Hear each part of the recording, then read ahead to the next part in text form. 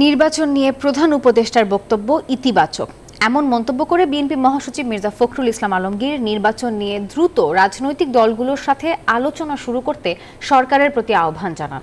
আর BNP নেতা জয়নুল আবেদিন ফারুক বলেন, সরকারকে অস্থিতিশীল করতে পরাজিত শক্তি ষড়যন্ত্র করছে। আমরা সমস্ত শক্তি দিয়ে দায়িত্ব পালন করব। অন্তর্বর্তী সরকার গঠনের 20 দিন পর জাতির উদ্দেশ্যে ভাষণ দিলেন প্রধান উপদেষ্টা ডক্টর মোহাম্মদ ইউনূস। তুলে ধরেন নতুন বাংলাদেশ গঠনে তার ভাবনা।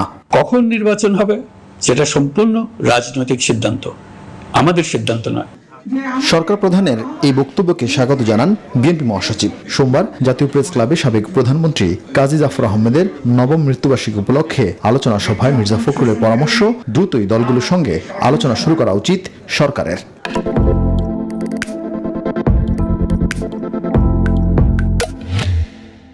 রাজনৈতিক সিদ্ধান্ত নেওয়ার জন্য তো রাজনৈতিক নেতা, রাজনৈতিক দল, রাজনৈতিক ব্যক্তিদের সঙ্গে আলোচনা করতে হবে।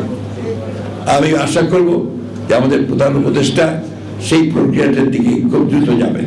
তিনি বলেন, সচিবালয় ঘিরে আনসারদের তৎপরতা অশনি সংকেত। পরাজিত শক্তিরা বিভিন্ন ষড়যন্ত্রে লিপ্ত। যারা পরাজিত তারা এখন আবার বিভিন্নভাবে সেই চক্রান্ত করছে যে এই বিজয়কে তারা নস্যাৎ করে দেওয়ার জন্য। তাই জনগণের কাছে আহ্বান জানাবো যে আপনারা সবাই সতর্ক থাকবেন, এই বিষয়গুলোকে কখনই কোনো প্রশ্রয় দেওয়া যাবে না। আমাদের প্রায় 60 লক্ষ মানুষের বিরুদ্ধে মিথ্যা মামলা হয়েছে, গায়েবী মামলা হয়েছে, সেগুলোকে অবিলম্বে তুলে ফেলতে হবে। আমরা পত্রিকায় দেখলাম যে প্রধান উপদেষ্টার মামলা চলে গেছে।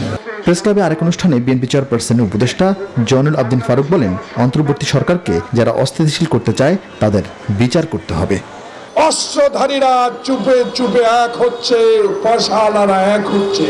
এরা যেন বাংলাদেশে আবার এই ডক্টর ইউনূসের আসন্ন নির্বাচনকে বানচাল না করতে পারে, কোনো ষড়যন্ত্র না করতে পারে, সেই দিকে অবশ্যই আপনাদেরকে নজরে রাখতে হবে। বন্যা দুর্গত মানুষের জন্য আনুষ্ঠানিক ত্রাণ সংগ্রহ শুরু করেছে বিএনপি। নয়াপল্টনে খোলা হয়েছে নির্ধারিত সেল। উদ্বোধন করেন বিএনপি মহাসচিব মির্জা ফখরুল ইসলাম আলমগীর।